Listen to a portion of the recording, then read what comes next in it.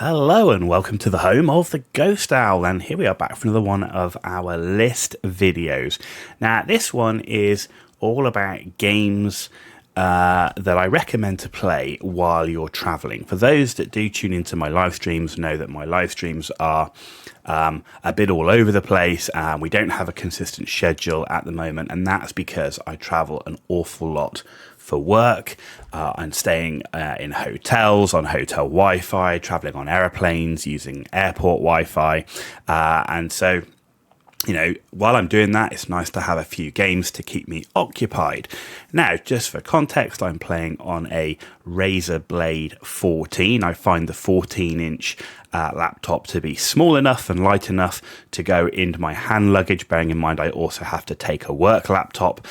So it gives you an idea of the size of screen I'm playing on, and that also has an impact on the type of games you like to play. The other thing you have to consider is it's got a 3060 graphics card, but these gaming laptops do draw a lot of power. If you're on an aeroplane and you're playing a game that is very demanding, you can actually draw more power than the power socket in the seat can provide, and it will often stop charging or trip out the power in the seat, and therefore you can play your gaming laptop for about an hour before you have your battery die, which on an 8, 9, 10 hour flight is no good. So you also have to consider about how demanding the game is for the purpose of those airline flights, and then also in terms of the games when you're playing online, is that Wi-Fi is all over the place. Airport Wi-Fi is notoriously bad, so you know, playing an online game on that, very difficult. Hotel Wi-Fi, very hit and miss. I've been in the center of capital cities and had awful Wi-Fi. I've been in more remote hotels and had very good Wi-Fi. But even when you get the good Wi-Fi, obviously you often get a lot of packet loss. You can get a lot of lag in that, even though it's showing as pretty good. Certainly one of the things I always do when I do get to my room is I do use a speed test to try and find out exactly what speed I am getting. But by and large, it can be very tricky. And if me as an EU player, most of the time I'm on EU servers, my account's tied to those EU servers. If I'm traveling in the US, even if I've got good Wi-Fi, I'm still having to connect to those EU servers in a lot of cases, and of course again you will get a much higher ping in doing that, along with the issues with hotel Wi-Fi. So those are just some of the considerations that go into the list. So without further ado, let's get to the first game on our top 11 games for traveling. First up is Company of Heroes.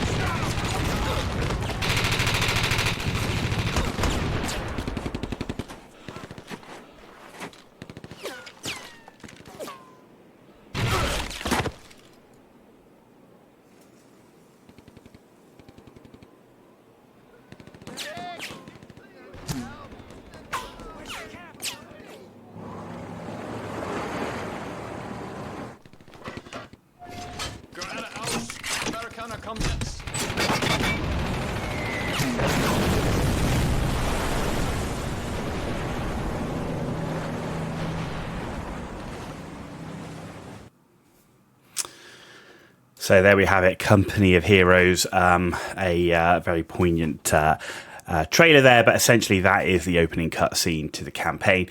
But I thoroughly recommend this game. Yes, it's an old game, and yes, there are more modern Company of Heroes, but it's not very demanding. Gonna sneeze. No, I'm not. It is a really good game for playing skirmish.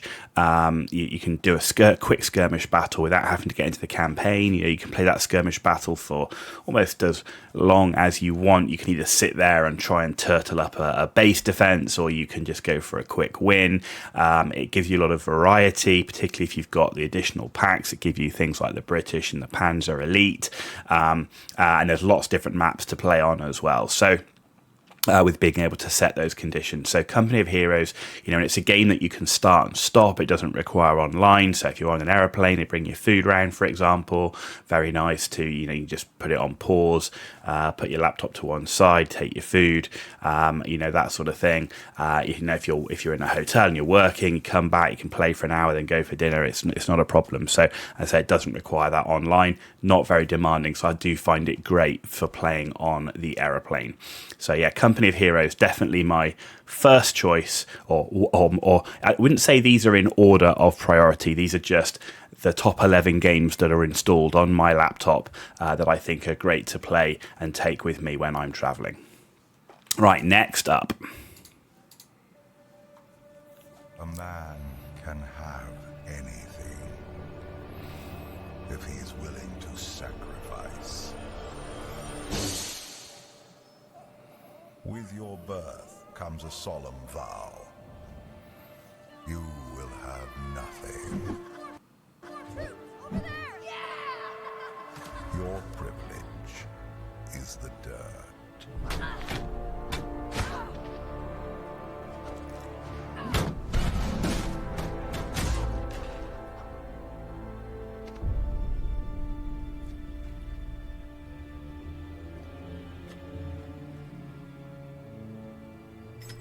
In the darkness, only ambition will guide you.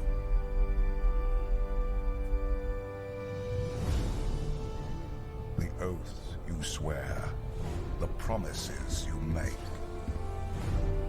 they are yours alone.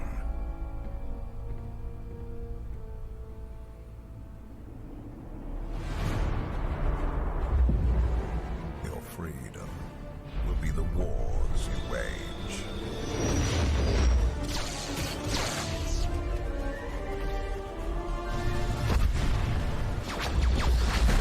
Your birthright, the losses you suffer.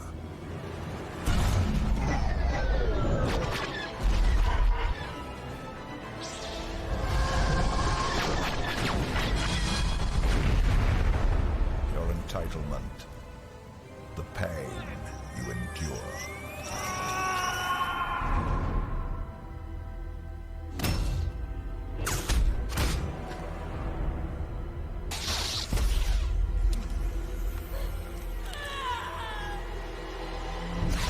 And when darkness finds you,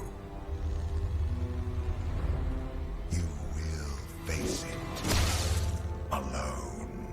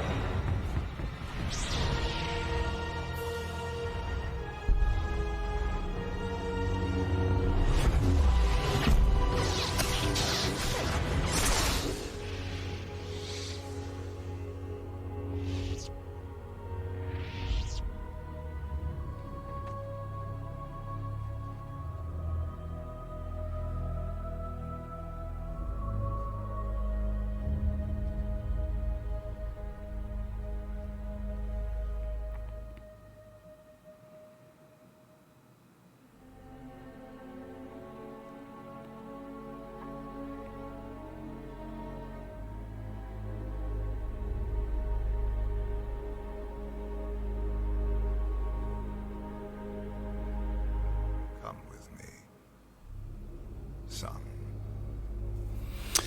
So there we go. Star Wars: The Old Republic. I showed a different trailer to the main trailer that you have for the game, just to show the depth of story in this game.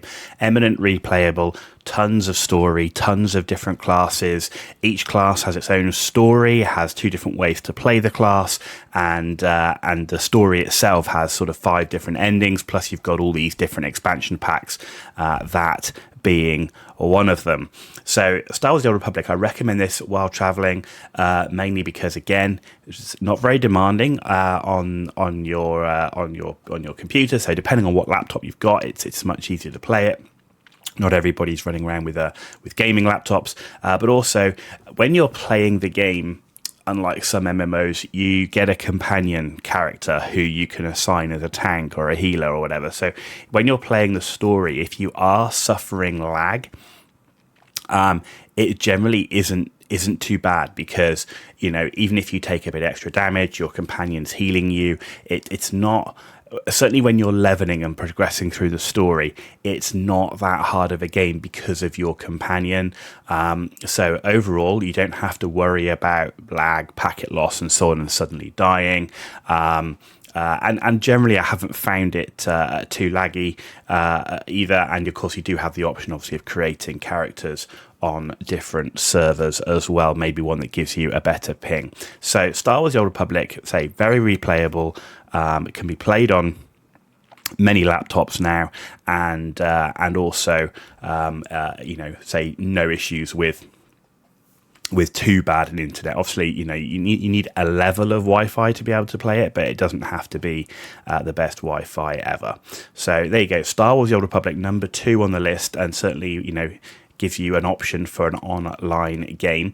The other things you can do, of course, that are good if you are playing MMOs, in particular, resource gathering is another good option, and you can do that in this game as well.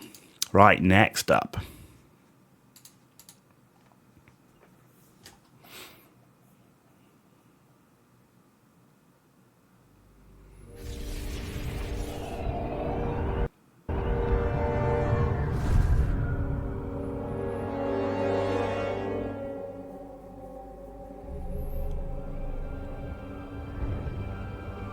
Imprisoned for 10,000 years.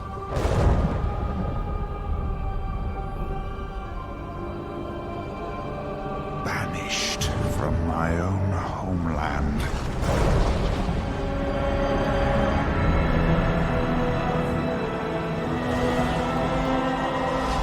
And now you dare enter my realm.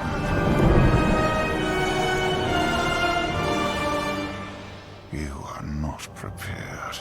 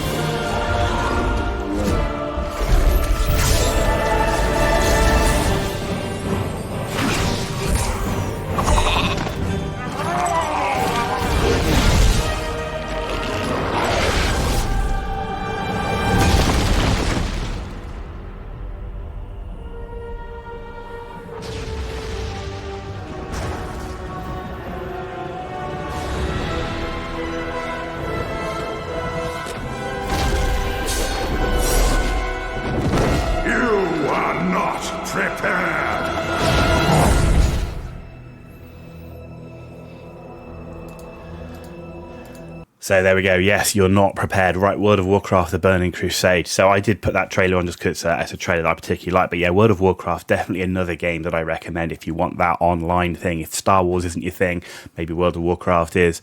Say, good for gathering the mats. I definitely recommend with World of Warcraft keeping it on the easier end of the gameplay, certainly until you've been able to ascertain how much lag you might have in your Wi-Fi. If you've got an exceptionally good Wi-Fi, then you can probably play as normal. If the Wi-Fi is a bit more ropey, then you can sort of stick to maybe farming mobs for mats, gathering herbs, leveling professions, leveling fishing, whatever.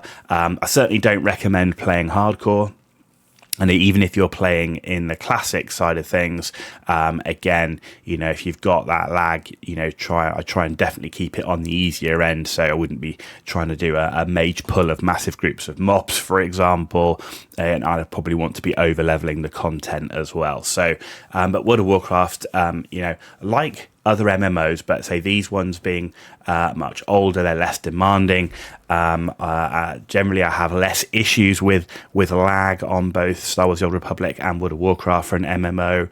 Both have requirements for crafting, farming of mats, leveling of professions, for example. So the one downside with World of Warcraft, unlike Star Wars, is you don't get that companion, which is why you have to be a little bit more careful in your gameplay if you are suffering with a packet loss or a particularly bad Wi-Fi. But definitely a game that I do keep on my laptop when I travel. And in terms of though you're not prepared, it is definitely worth being prepared. If you don't use your laptop at home to game on because you game on a PC, then make sure you have your laptop turned on for the day before you travel. Make sure you get all those updates done, whether it's a Windows update, a driver update, or significant game update. Several times I've been caught on the hop. I've been there, let's go and play this game, and you go to play it and it goes, you need to download 2-3 gigs worth of update, and that takes forever on some of these Wi-Fis, and almost get to the point where you can't play it. So definitely one there to remember is definitely be prepared for when you travel. But there you go, World of Warcraft number 3 on the list. Okay, next up.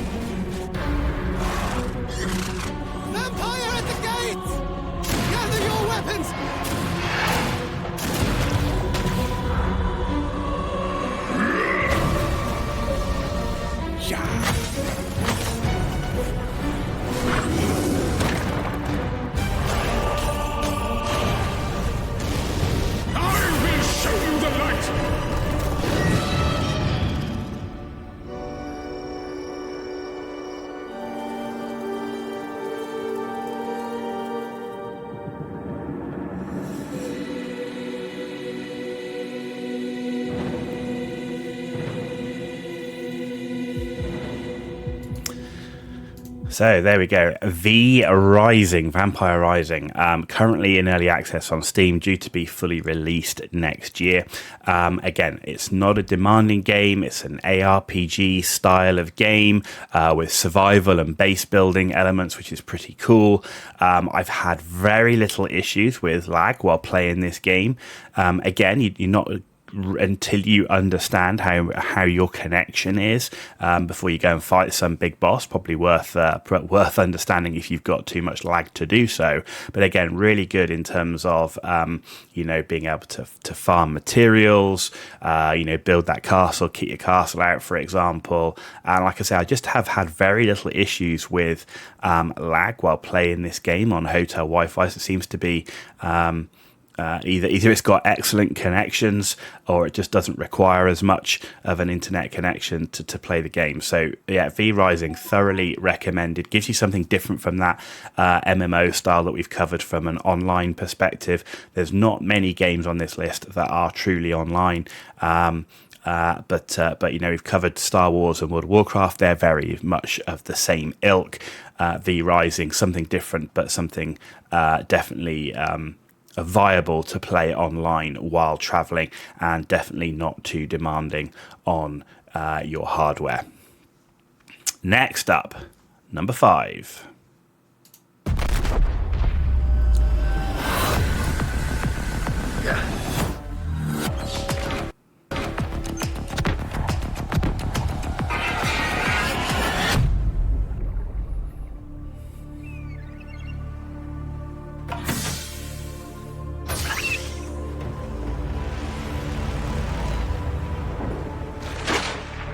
This PDA has rebooted with one directive: to keep you alive. Scans indicate this location supports a diverse and healthy ecosystem. Exploration is conducted at your own risk. Utilizing alien resources is a proven survival strategy. Explore, study, catalog new species, secure food and energy, and gather data on unusual phenomena.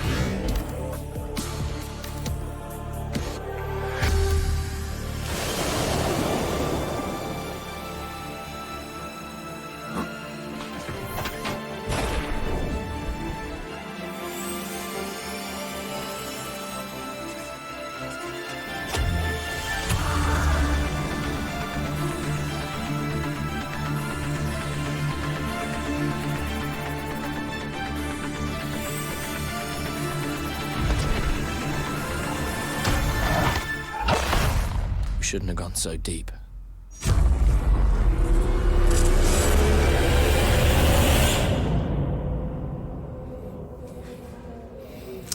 Yes, there you go. Subnautica. I think a lot of people who've watched channel before know of my love of this game. Survival game that I can tell you now, if you have the graphics turned right up and you're playing on your laptop in an airplane, it will trip the power. So to get this to play, I had to... and it was absolutely playable. I had to turn the graphic settings down and change the laptop from going for best quality to a power saving, and it was still absolutely playable. And I think that's a testament to the immersion and the environments that are created in Subnautica. It still felt great to play. Gives you something that's a bit more than just the sort of the turn-based or the easy gameplay. There's still that feeling of survival within Subnautica. I say it was easily playable on the aeroplane. It's obviously an offline game. You can save it, you can pause it, so you can put it down when you need. You can play just for a little bit, gather some resources, maybe add a bit to your base, whatever. But essentially, Subnautica, a really, really good game to keep on the laptop that you can play, whether you're in your hotel room, whether you're on the aeroplane, in the airport, wherever, and still very immersive. Like I say, just you do have to watch out if you are trying to play it on the aeroplane and you've got the graphics fully turned up. The power draw, certainly on my laptop with a 3060 in it, was not able to, basically kept tripping the power and you couldn't charge, so you had to turn those graphics to the lowest setting. But actually, I say it was still playable and the environment still looked great even on those low settings. So there you go, Subnautica. Next up.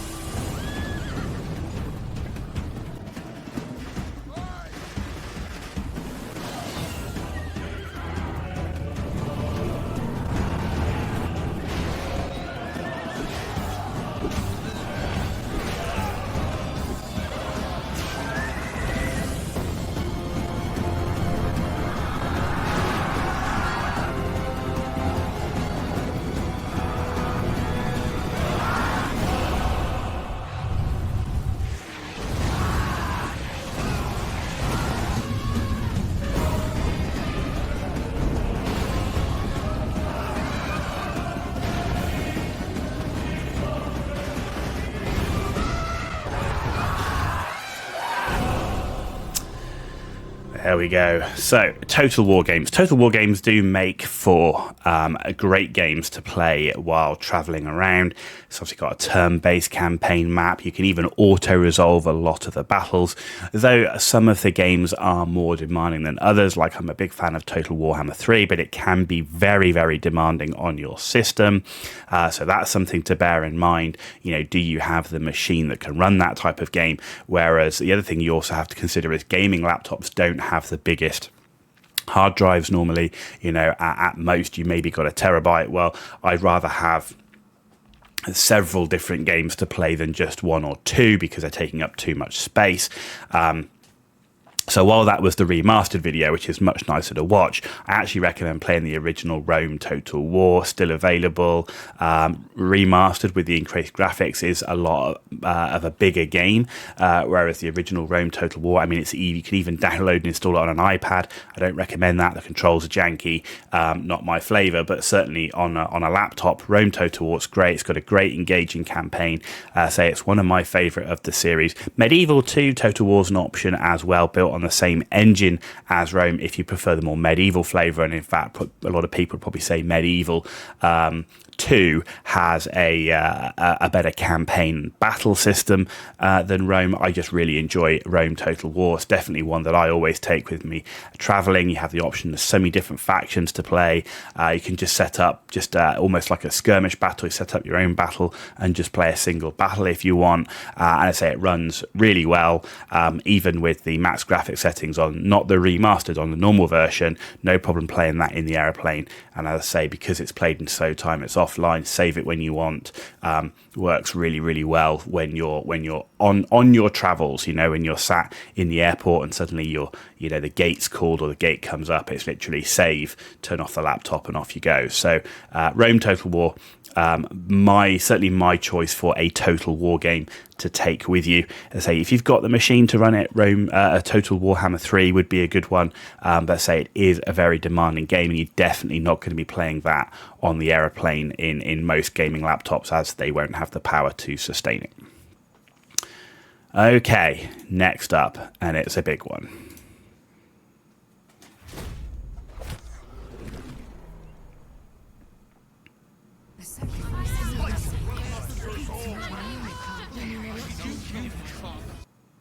I saved you. And I'm here to save you again. The parasites are merely a symptom of a greater sickness in Faerun. The infected hear the voice of the Absolute and believe it to be a god. The Absolute is more dangerous than you can possibly conceive. It threatens all who live. It threatens the gods, the weave, the very fabric of the universe itself. How would you feel about helping me kill some evil bastards?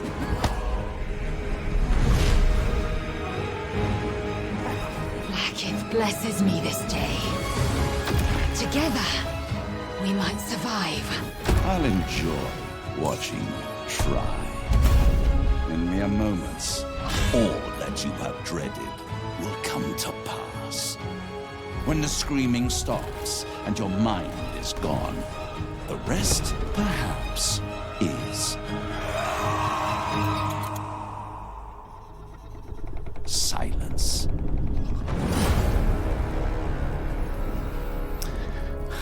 Okay, yes. The biggest game of the year, one of the highest rated games of all time on many websites and review places. Baldur's Gate 3. Look, if you've got the hard drive space, because let's face it, it is a big game in terms of downloading. Make sure you download it before.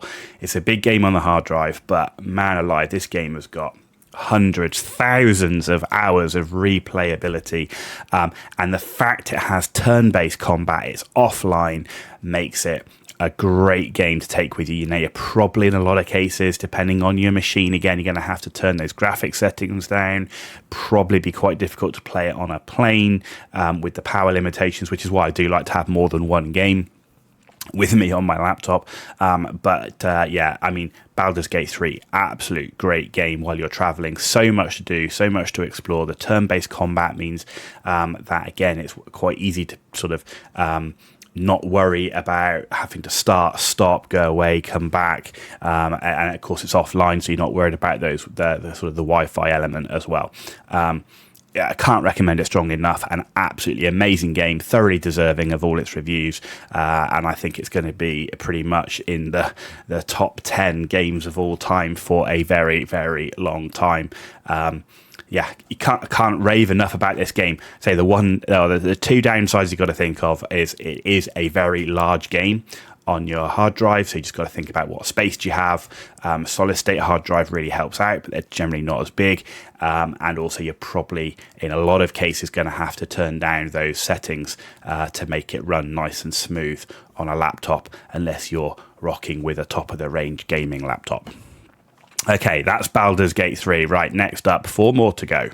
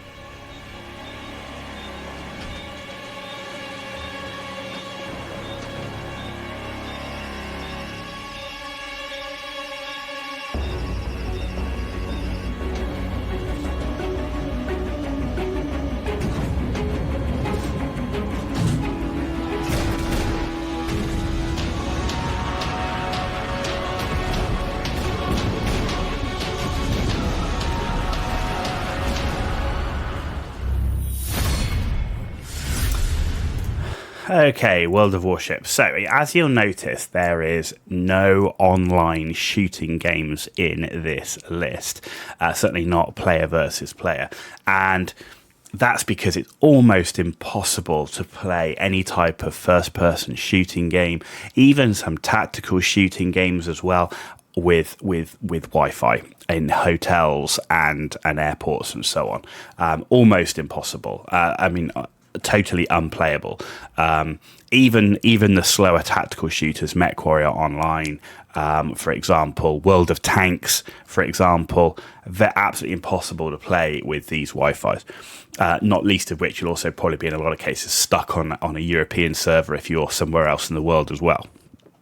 Now, World of Warships is a lot more forgiving. If you want an online shooter, it's a lot more forgiving as so it's a slower tactical shooter. It is definitely slower, but also it's more survivable because, the amount of hits you can take in most cases, and just the way it plays, and the most extreme circumstances where you're really struggling with the Wi-Fi, but you still want to play a sort of online shooting game. There's even a co-op mode, which if World of Tanks had a co-op mode, I could probably recommend it. But World of Warships has a co-op mode where it's humans versus bots. It's absurdly easy in most cases, but you still do gain credits in the game, you still gain experience in the game at a much lower level than playing in PvP, but you are still grinding towards the ships you want to unlock, the credits you need to buy them,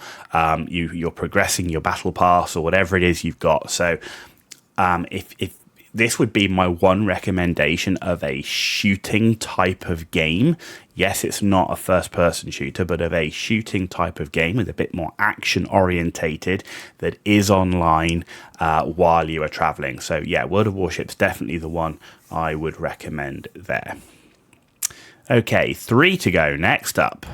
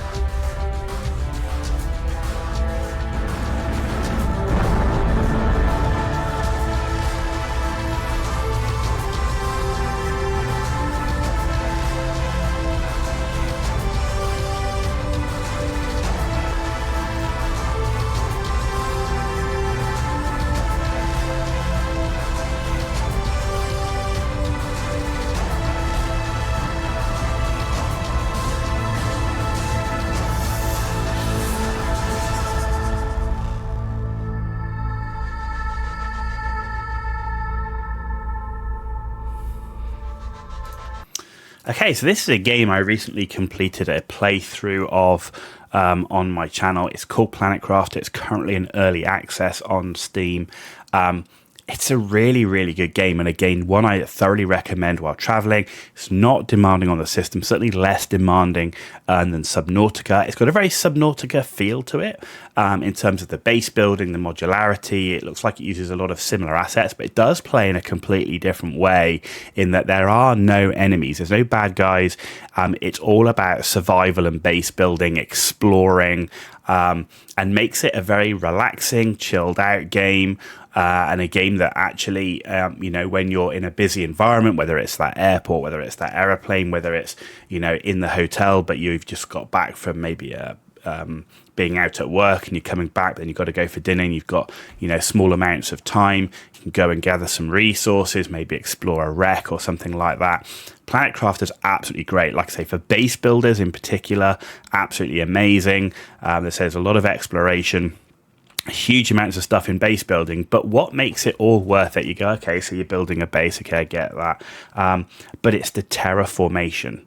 It's the fact this planet starts as a big red dusty planet, and you actually, over time and progression through the game, you actually see it change. You start to see lakes form, you start to see grass grow and trees grow and everything else, and blue skies and stuff like that, while still having to survive by, you still have to, you need food, you need water, for example, which you still have to come by. You have an oxygen mechanic, so a bit like Subnautica, except it's everywhere. You can't just swim to the surface. So that's an interesting thing. So it's very much more about that sort of traditional survival elements. No bad guys, no gribblies in there that you have to worry about. So it's all about surviving and terraforming this planet, which a Planet Crafter does exceptionally well. And it's evolving all the time. There was recently a new update that came out, added another area to explore, which was a completely different type of biome as well. So yeah, can't recommend this game enough. Really great for just a very relaxing, very chilled out game. That's it. It's great for traveling. It's not demanding on the system. You can definitely play this on the plane, for example, without tripping the power. And of course, it's offline, so no issues with the Wi-Fi. Planet Crafter, go check it out. Okay, next up.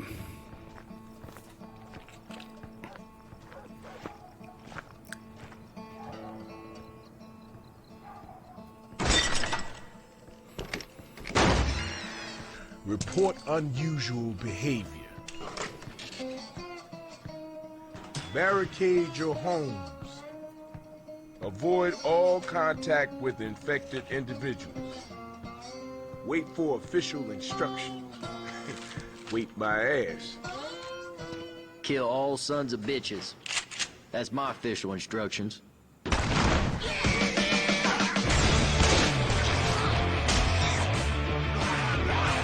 This used to be a nice neighborhood.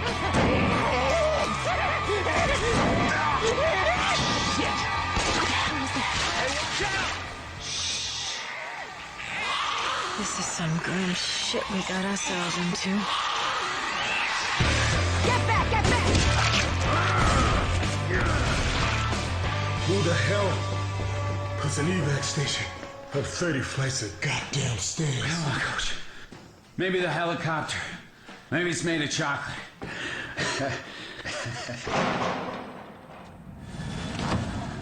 Hey, where is everybody? Hello? Oh, this is not happening. Anyone here? This is not happening. This is not happening. Thought they supposed to be saving our asses. Looks like there's been a change of plans.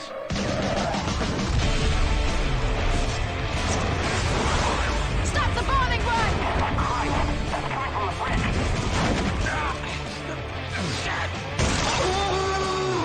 It's got me! Hang on!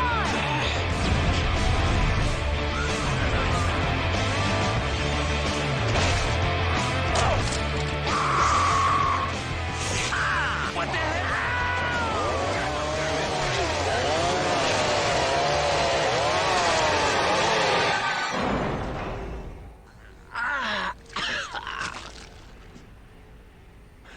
Holy shit.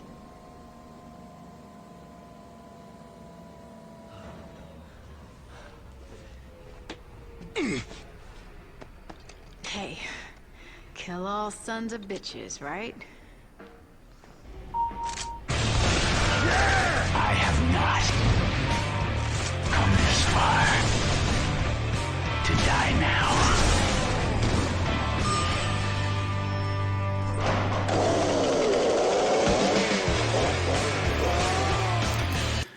Left 4 Dead 2, God, I love that cinematic. Left 4 Dead 2, a lot of the games on this list have been quite slow-paced, some of them turn-based, without that sort of frantic action you get from first-person shooters. And while there's tons of single-player first-person shooters out there, many of them that are offline, once you've played through the story once, you kind of go, yeah, okay, and some of them are quite demanding as well as the more modern ones. So that's something to think about, is what's the replayability of some of these things. Yeah, sure, if you've got a new game and your system can run it, you probably want to take that with you and play through it. But once you've played through it once, whereas this list is all about games that you just keep on the laptop, that's just there for replayability, Left 4 Dead 2, for me, absolutely has that replayability. Tons of missions, tons of action, great first-person shooter that you can play it online with friends. It's a co-op, so you have less of those issues around having a laggy Wi-Fi, for example.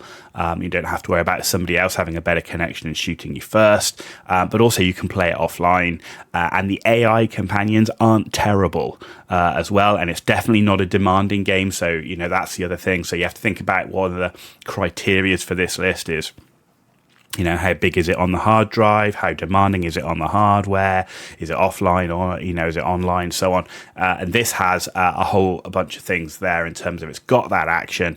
It has both offline and online, but it's a co-op online, so absolutely playable. Loads of replayability, tons of mods in this game as well.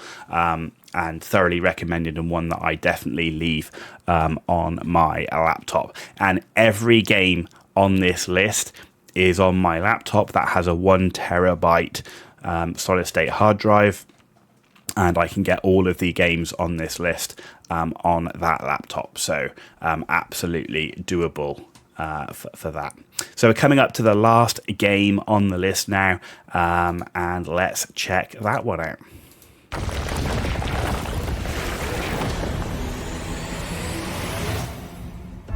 The little sorcerer returns home.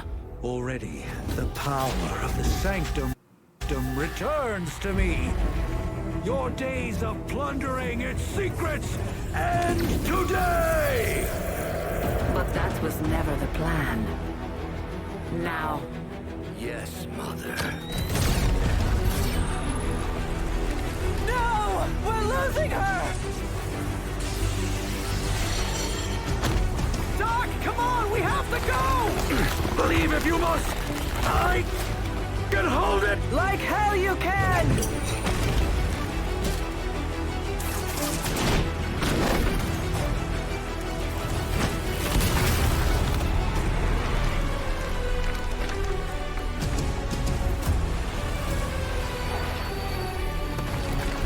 The sanctum is gone. We did everything we could and it still wasn't enough. We need to plan for what comes next. What's next? Armageddon has already happened, Caretaker. What's next is hell. Lilith's darkness has been released fully into the world, expected to fall city by city, nation by nation. Surrender, or be destroyed. I am just getting started.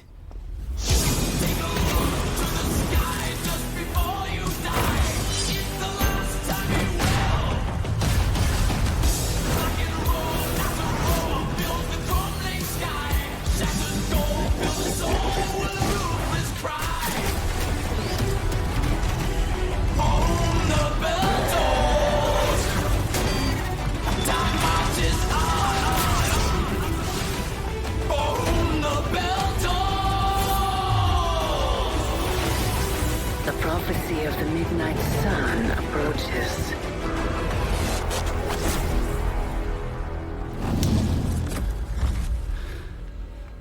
So there we go, Marvel's Midnight Suns. Just to give us a slightly different type of game, and a game that I actually really enjoy playing. It is quite sizable on the hard drive, so it is one that if you're not that into it, it's probably one to leave off. And it can be quite demanding, so you might have to turn those graphic settings down.